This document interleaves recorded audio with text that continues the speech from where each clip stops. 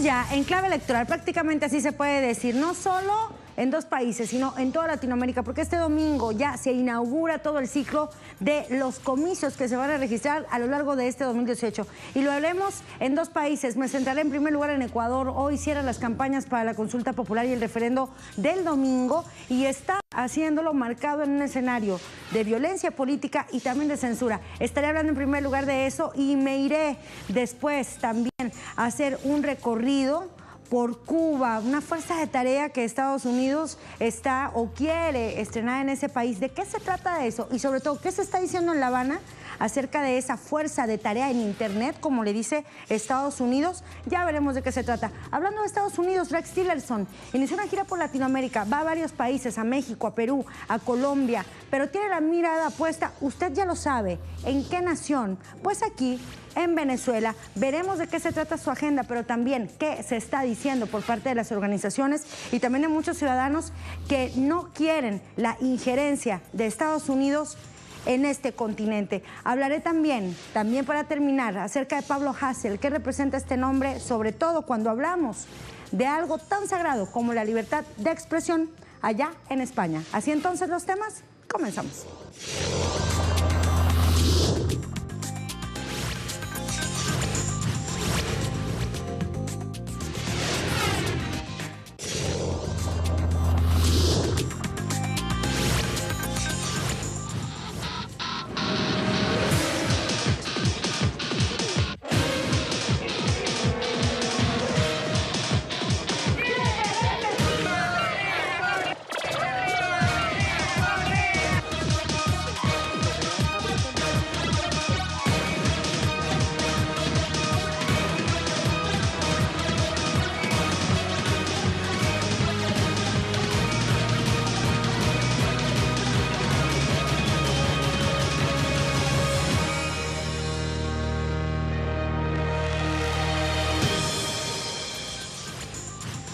Este jueves lo marca el cierre de campañas en Ecuador. Hoy a las 11:59 de la noche vence el plazo para que los defensores del sí y los del no difundan sus propuestas rumbo a la consulta popular y el referendo de este domingo 4 de febrero.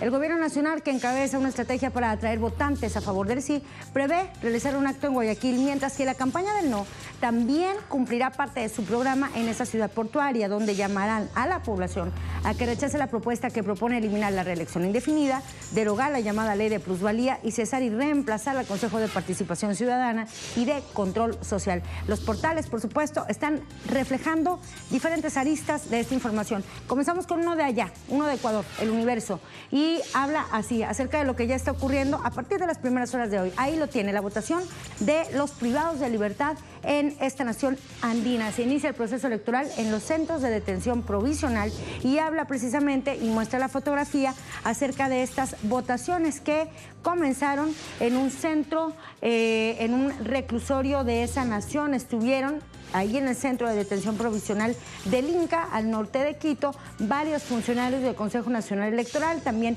la ministra de Justicia, entre otros funcionarios. Por adelantado van a votar 8.981 privados de libertad, y así entonces se inauguró esta mañana la jornada electoral en Ecuador rumbo a la consulta popular y el referendo.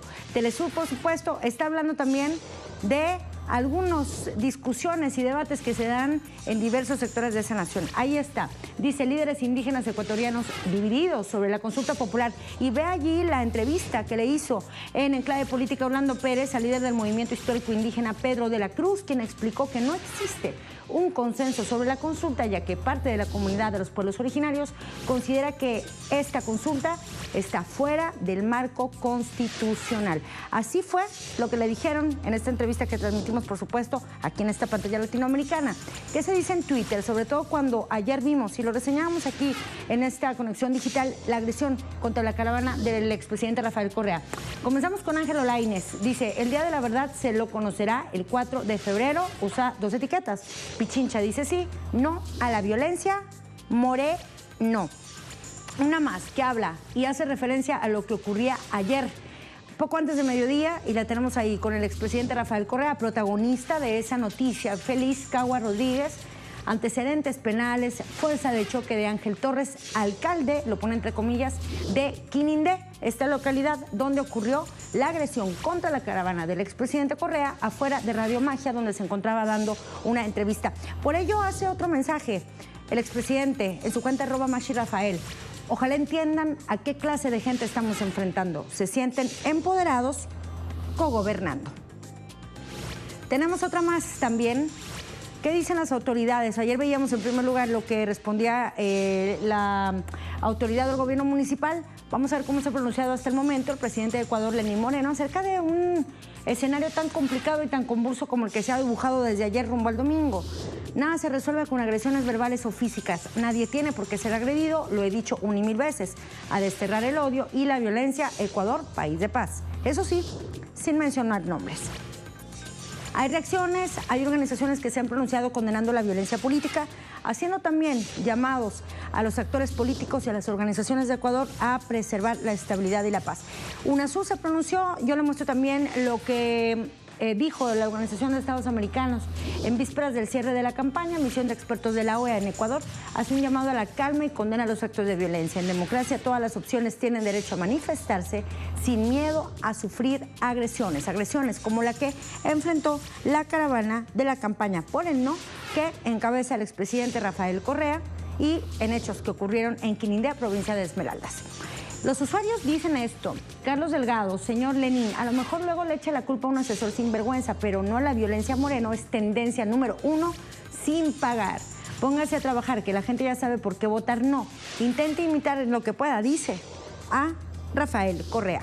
Tenemos también Cecilia Lara. Pichincha se hace sentir en la consulta popular. Pichincha dice sí, y por eso también ella está, y hay que destacarlo, a favor del sí. Pero entonces hay muchos cuestionamientos. Son 7 preguntas las que incluye esta consulta popular que, entre otros cambios, implica una serie de modificaciones a la Carta Magna de Ecuador. Y hay una consulta, una de las más relevantes, o dos más bien, es una respecto a cambiar la ley de plusvalía y otra para evitar o para eliminar la reelección constitucional. ¿Cómo van a votar los ecuatorianos este domingo? Se lo mostramos. El Consejo Nacional Electoral informa. ¿Usted conoce las formas de realizar su voto? Existen 2 maneras de hacerlo. Marcando una línea continua de la siguiente forma, o lo puedes realizar por cada casillero. No olvides que estas son las únicas formas de realizar tu voto. Y bueno, de todo esto ha llevado la cuenta noticiosa todos estos días previos a la consulta nuestro corresponsal, uno de nuestros corresponsales en Ecuador, Cristian Sala. Tenemos su reporte en directo.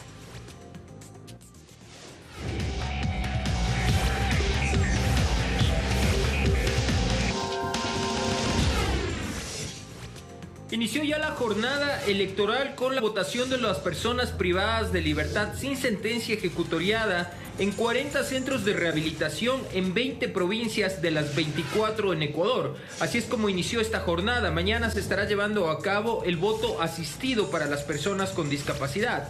Recordemos también que el día de hoy, a partir de las 23 horas 59 minutos, empieza a regir el silencio electoral.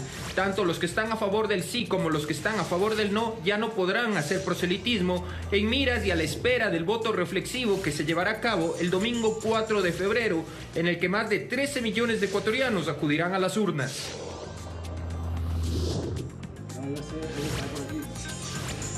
Así las cosas en Ecuador, y me quedo hablando de Latinoamérica porque hay una cita crucial que tiene el secretario de Estado de Estados Unidos, Rex Tillerson, una agenda más bien crucial, sobre todo por lo que representa o las verdaderas intenciones, que no las dice, respecto a una nación en concreto, a Venezuela. Primero hablemos de la agenda. Inicia su primera gran gira por América Latina y el Caribe, este secretario de Estado norteamericano, con el propósito de reforzar el asedio al gobierno de Venezuela que encabeza el presidente Nicolás Maduro. Así lo han señalado varios medios y analistas que aseguran que Tillerson intentará consolidar un frente unido contra Venezuela, preparando el camino para una intervención extranjera. Antes de su viaje, el diplomático dará una exposición en Texas, en Austin, donde explicará la visión de la administración Trump sobre las relaciones con América Latina, que de ninguna manera obedecen a un criterio de igualdad y respeto, sino de dominación y subordinación. Los portales se están refiriendo a esto con diferentes aristas. Vamos a ver qué tiene, por ejemplo, La Voz de América. Dice, los 6 días de Tillerson, que va en América Latina con el enfoque en Venezuela. Y de acuerdo con esta noticia, señala que es precisamente el enfoque en Venezuela lo que va a estar marcando esta jornada. Dice, presionando reformas democráticas para la crisis venezolana. Va a ir por varios países, México, Argentina, Perú y Colombia, con una parada final en Jamaica en 7 de febrero. Dice que señala que los Estados Unidos utilizarán todas sus herramientas políticas, diplomáticas y económicas para abordar la situación de Venezuela. Así lo publicó un comunicado oficial por parte del Departamento de Estado de Estados Unidos. Ahí tienen al hombre que el día de hoy está encabezando este nuevo intento y este reforzamiento del asedio contra la República Bolivariana de Venezuela. Sputnik también aborda este ángulo y lo tenemos así. Vamos a mostrarlo. El viaje de Tillerson tiene como fin erosionar el gobierno de Maduro. Habla sobre las declaraciones de la ex embajadora argentina en Venezuela y Reino Unido, Alicia Castro, quien, según dijo, los documentos revelan que Estados Unidos tiene un plan continental para derrocar al gobierno bolivariano y Tillerson viaja para coordinarlo. Uno de los objetivos es el petróleo venezolano. Castro también señaló que el comunicado oficial describe las prioridades de Estados Unidos para la región y queda claro que se trata de un plan imperialista, puro y duro. También recordó Castro que en 2017 Estados Unidos intentó un golpe en 2 tiempos, uno por sofocación al impedir que lleguen alimentos y medicamentos y otro por sublevación, armando un escenario de descontento general para luego implementar un golpe más clásico y esto, señalaba Alicia Castro, esto no lo pudieron hacer. Pero el intento, los planes, ahí están. ¿Qué está tuiteando al respecto? La cuenta del Department of State, del Departamento de Estado. El secretario Tillerson viaja a Austin, Ciudad de México, Bariloche, Buenos Aires, Lima, Bogotá y Kingston del 1 al 7 de febrero. A lo largo de su viaje abogará, dijo, y así lo señala el tuit, por una mayor atención regional a la crisis en Venezuela. Y tenemos el momento en que se publicó este tuit, que fue justo cuando abordaba Tillerson el avión que lo llevaría a esta llamada su primera gran gira por Latinoamérica. Evidentemente hay reacciones, hay también manifestaciones de rechazo que se dieron ya desde días pasados, por ejemplo en México, donde la coordinadora de Venezuela en ese país, esta organización, manifestó su rechazo a la visita de Tillerson. ¿Qué dice Kevin Corral? Por ejemplo, dice, la crisis... Cuando Tillerson habla de crisis de Venezuela, Kevin Corral dice, la crisis que creó Estados Unidos. Otra más también de esta red social, vamos a mostrar a continuación, lo tenemos allí. Mildred, y habla y utiliza todas estas etiquetas donde está hablando acerca de las sanciones que también se han implementado en Rusia y emite precisamente, lo señala, es un gigante conflicto de interés. Rex Tillerson, convocado por Trump. Tenemos también Associated Press. Con esta información, ya se lo vamos a mostrar, es la noticia que está publicando acerca de esta visita. ¿Qué pasó justo el día de hoy?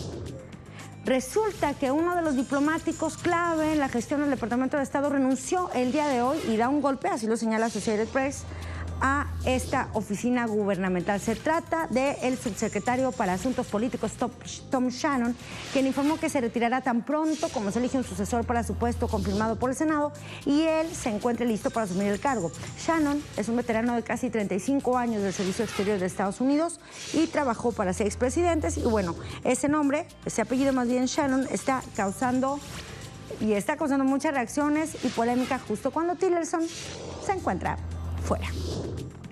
De esto también habla Kylie Atwood. Habla acerca de la renuncia de Shannon. El diplomático de carrera anuncia su retiro en el año 1 de la gestión de Tillerson. Goldstein niega que esté ligado a la baja moral. La versión, como siempre, es, en este caso, la oficial.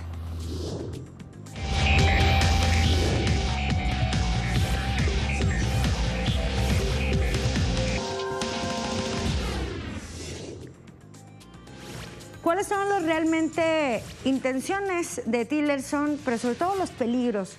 Les recomiendo para esto el artículo de Telesur, se lo publicamos, es de Javier Tolcacher. Gira de Tillerson augura peligros para la paz en América Latina y el Caribe y habla precisamente, aparte de detallar la agenda, donde se va a reunir con varios presidentes de la región, por ejemplo en México, con Peña Nieto, con el canciller Videgaray, se va luego a reunirse con Macri, después con Kuczynski, después con el presidente Santos de Colombia, va a tener en la mira a Venezuela. De acuerdo con este artículo de Javier Tolcacher que usted puede encontrar en nuestro blog, a la luz del anuncio de la realización de elecciones presidenciales en abril próximo y de una oposición debilitada y desunida, el periplo se vislumbra como un nuevo capítulo de la opción intervencionista de la administración Trump en Venezuela. Esta es la primera vez que el secretario de Estado recorre la región y obedece a la necesidad de Estados Unidos de mostrar presencia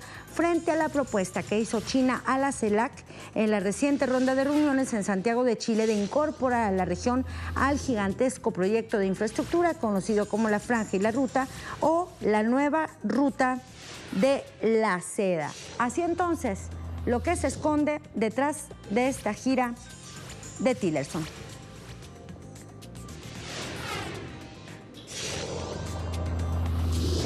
Nos vamos a la pausa y lo hacemos con una denuncia que publicó en su cuenta de Twitter el prestigiado cineasta mexicano Alfonso Cuarón. Dijo ya tiene respuesta incluso de Cinemex y se está moviendo mucho en Twitter. Hay una película que se llama La Región Salvaje de Amate Escalante, ganadora al mejor director en el Festival de Venecia del año 2016, y Cinemex la retiró de su cartelera. La excusa, lo dice ahí, no tener espacio por la cantidad de títulos. Ese fue el argumento para retirar una obra de un gran director mexicano. Amate Escalante, fuera de las carteleras en México, por una razón, por decirlo menos, absurda. Está generando mucha polémica y nosotros, por supuesto, vamos a publicarle este tráiler de La Región Salvaje. Con esto nos vamos a la pausa y al regresar volveremos con algo de Cuba y España. Ya regresamos.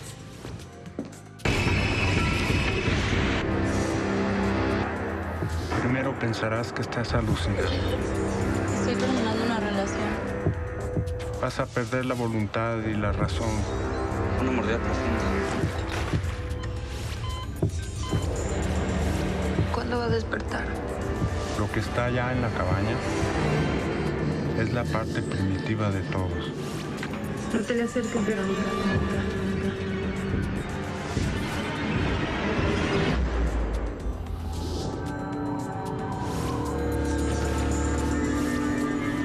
¿Qué le vas a buscar?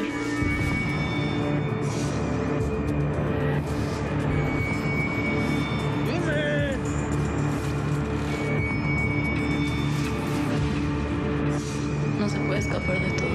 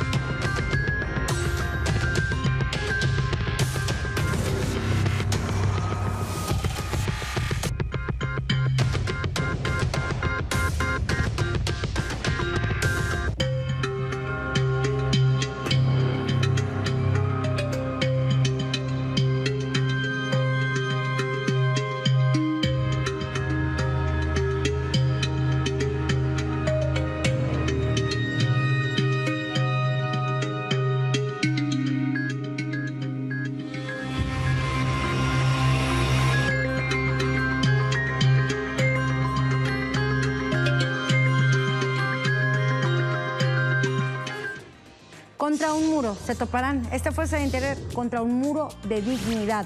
Le estamos hablando de un tema que viene encendiéndose en las redes cada vez que pasan, a medida que van pasando los días. ¿Desde qué? ¿Desde cuándo más bien? Bueno, desde el pasado 20 de enero, cuando el gobierno estadounidense anunció la creación de una nueva fuerza de tarea en Internet dedicada a subvertir el orden interno en Cuba. En respuesta a esta agresión injerencista, el gobierno de la isla denunció las pretensiones de Washington de violar su soberanía a través de la creación de un grupo de trabajo para expandir el Internet y el flujo de información no regulada en la isla. Se está topando entonces con pared, se está topando con el muro de todos los cubanos que ya empezaron a manifestarse y a protestar contra esta fuerza de tarea de quienes los han intentado durante más de 50 años asfixiar. Comenzamos entonces con estas noticias y la tiene Swiss Info. Cuba entrega nota de protesta a Estados Unidos por grupo de trabajo para expandir Internet. La nota relata que Cuba entregó precisamente esta nota diplomática al máximo jefe de la diplomacia estadounidense en La Habana por la creación del gobierno de Trump de la Fuerza de Tarea para la isla que acusa el gobierno cubano es un intento de violar su soberanía y realizar actividades subversivas. La noticia ocurre después de que el presidente estadounidense Donald Trump destacó las sanciones aplicadas por su gobierno a lo que denominó como dictaduras comunistas y socialistas en Cuba y Venezuela durante su discurso del Estado de la Unión, con la mira puesta en Cuba, pero también desatando la indignación que se sigue multiplicando a través de las redes, a través de Twitter, en un país, en Cuba, donde están activos más de 4 millones de teléfonos celulares. Esta noticia de recoge Nodal. Cuba protesta ante Estados Unidos por intentar violar su soberanía con un nuevo plan de Internet y habla precisamente también de las acciones que hizo el Ministerio de Relaciones Exteriores, el MINREX cubano, que entregó precisamente este 31 de enero la nota diplomática a Lawrence Gombiner, encargado de negocios de Estados Unidos en La Habana, donde expresa su enérgica protesta por estas pretensiones de Trump de violar la soberanía cubana en lo que respecta a las competencias nacionales para regular los flujos de información y el uso de los medios de difusión masiva. En este texto también se rechaza el intento de la Casa Blanca por manipular Internet para llevar a cabo programas ilegales con fines políticos y de subversión como parte de acciones destinadas a alterar o cambiar el orden constitucional de la República de Cuba. Tenemos entonces también otro portal, ¿qué mejor que uno cubano? Ahí está, las razones de Cuba, Fuerza de Tarea, una más de las acciones contra Cuba. Incluye un video y habla también de este cartón, Fuerza de Tarea en Internet para subversión en Cuba, y un término y un modismo muy cubano, dale escape, que es una fuerza de tarea. Viene este artículo, es un término propio de las Fuerzas Armadas estadounidenses que definen una unidad temporal para trabajar en una operación o misión concreta. Esta tarea específicamente va a examinar retos y oportunidades para expandir el acceso a Internet en Cuba y los medios de comunicación independientes. Es decir, intentará difundir mensajes desestabilizadores contra el orden establecido en Cuba y agredir la institucionalidad y legitimidad del gobierno cubano. También lo invito a que vea a través de Twitter esto que está publicando al respecto a la Cancillería de Cuba. Continuará regulando el flujo de información como es su derecho soberano y como es práctica en todos los países, incluido Estados Unidos, y seguirá avanzando en la informatización de su sociedad como parte de su desarrollo y en función de sus objetivos de justicia social. Vamos también con otro más de Twitter. Oyelita Ponte: no es tarea de Estados Unidos influir en asuntos internos cubanos. Los Estados Unidos no son los dueños del mundo. Otro más también de Diani Santa Cruz, @DiSantaCruz86. Estados Unidos, con su plan Fuerza de Tarea en Internet, aplica nuevamente su política injerencista contra Cuba. Cesen las acciones subversivas contra la isla ya. Y lo deja muy en claro esta usuaria de Twitter. Cuba es nuestra. Uno más también de Boris LG Cuartero. Cuba no necesita ninguna fuerza de tarea de Internet, basta de injerencias. Somos un país libre. ¿Así o más claro?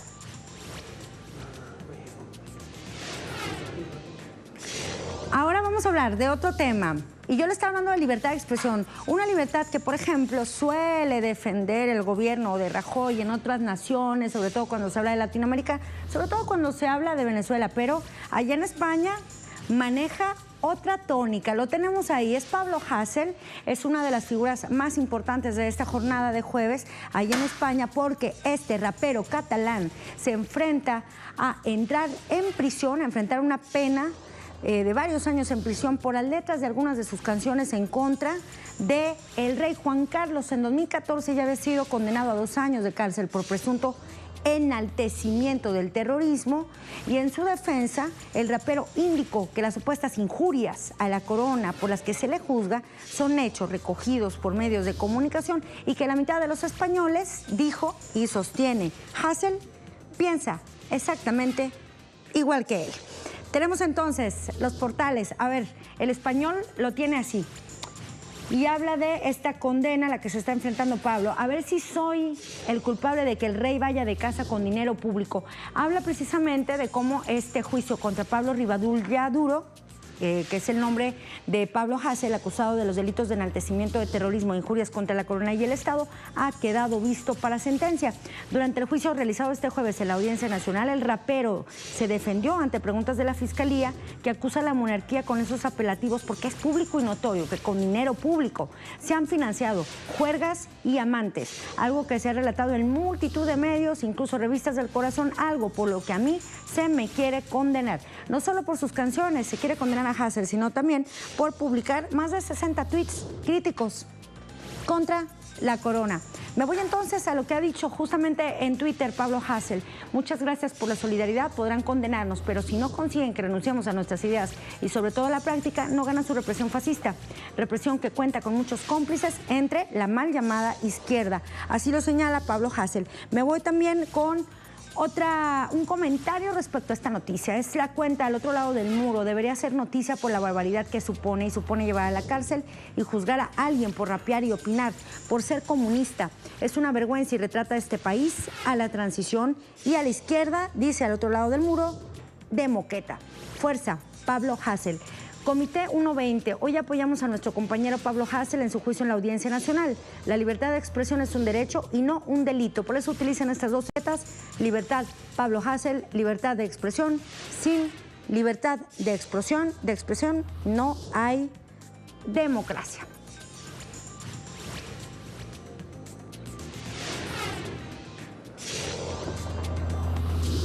Y así entonces, ¿qué mejor manera de despedir esta conexión digital que retomando una de las canciones y uno de los videos críticos de Pablo Hasél, no solo contra la corona, sino también contra toda la clase política de España? Le agradezco a usted por su confianza y por supuesto también a todo el equipo de redacción, producción, que ha hecho posible este espacio a lo largo de esta jornada. Nos vamos y yo lo espero mañana, como siempre, tiene una cita aquí, Conexión Digital. Mira, esto es dejarse la piel, no otra fantasmada. Lo repetiré las veces que haga falta, antes que en la calle sin luchar con la cabeza agachada, preso con la cabeza alta. Porque tenemos más miedo a seguir así, con esta sociedad podrida, con este cruel mundo, que a la represión, por acercar el cambio profundo. Antes con un balazo que ser un trozo de carne, al antojo de ricos que menos que un gusano valen. No cedo al corazón ni al cerebro, siento y pienso. Por esos servicios de inteligencia me quieren preso. Aunque sea drástico lo que me hagan, no evitarán que diga que son parásitos, una plaga que no acabará con semillas de libertad que plantamos con aún más insistencia si nos esposan las manos. No me importan rimas bobas de neuronas en coma, me importan mujeres limpiando hoteles por limosna, pederastas y violadores que cumplen pocos años o ni pisan la trena si por mí fuera fusilados. Pero aquí se condena a mujeres buenas. Hago música pa' que te muevas y sientas las cadenas. Estallé en pedazos pa' romper burbujas. Valió la pena si tras escucharme luchas.